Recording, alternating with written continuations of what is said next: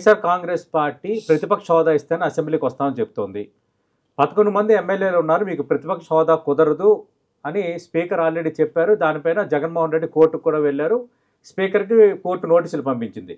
ఈ విషయంలో మీ అభిప్రాయం ఏంటి సార్? నెంబర్తో సంబంధం లేకుండా ప్రతిపక్ష హోదా ఇవ్వచ్చా, లేదంటే అది పూర్తిగా స్పీకర్ డిస్క్రిప్షన్? యాక్చువల్గా ఏంటంటే ఇది మావలంకర్ అని ఆయన 1952లో ఫస్ట్ స్పీకర్. ఆయన ఒక 389 రూల్ ప్రకారం ఆయన ఒకటి చెప్పారు, అందులో 10% ఉండాలి అని చెప్పి. ఇది ఒక rules established by speaker of Lok Sabha ఆయన పెట్టింది. ఆ తర్వాత 1977లో ఒక సాలరీస్ అండ్ దీని అని అందులో లీడర్ ఆఫ్ అపోజిషన్లో ఎక్కడ ఈ 10% గురించి ఎక్కడ మాట్లాడలేదు. Leader of the largest number of members in the assembly or Lok Sabha is called leader of opposition. కానీ మీరు యాక్చువల్గా చూసుకుంటే కాంగ్రెస్ కూడా ఐ థింక్ వాళ్ళకి 44 సీట్లు ఏవో ఉండేవి అనుకుంటా. అప్పుడు లీడర్ ఆఫ్ అపోజిషన్ ఇవ్వలేదు.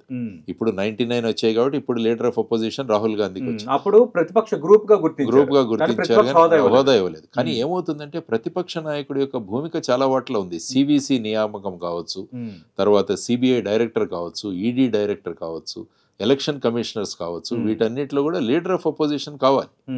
అదేవిధంగా ఇక్కడ రాష్ట్రంలో కూడా కొన్ని వాటికి లీడర్ ఆఫ్ అపోజిషన్ అవసరం.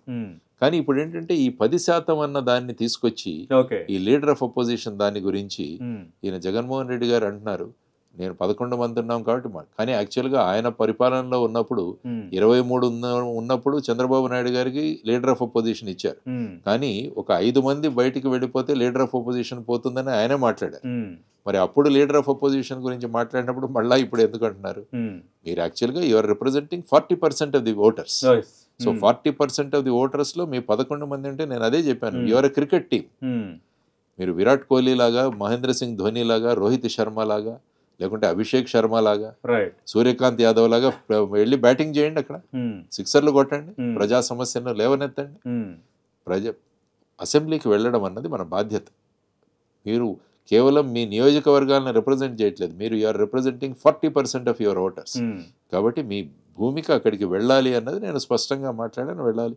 చూద్దాం. ఇప్పుడు హైకోర్టు జనరల్గా ఏమవుతుందంటే కోర్టులు శాసనసభ వ్యవహారాల్లో జనరల్గా పట్టించుకోదు. ఇప్పుడు స్పీకర్ ఏదైనా ఇచ్చినా కూడా ఈవెన్ ఇప్పుడు డిస్క్వాలిఫికేషన్ ఇది జరుగుతుంది తెలంగాణ. ఇప్పుడు సుప్రీంకోర్టు ఏం చెప్పింది, మీరు నిర్ణయించండి అన్నది. ఈ టైం ఫ్రేమ్ లో మీరు నిర్ణయించండి అని చెప్పింది. అంతేగాని మీ నిర్ణయాన్ని మార్చుకోండి అని చెప్పలేదు. Ultimately discretion is the speaker. కాబట్టి ఇప్పుడు అయ్యన్న పాత్రుడు గారు ఇచ్చిన డెసిషన్ కి మరి హైకోర్టు నోటీసులు ఇచ్చింది. కానీ నేనేమనుకోని ఇది ఫైనల్ గా అక్కడ హైకోర్టు డిసిజన్ చేసే అంశం కాదు ఇది.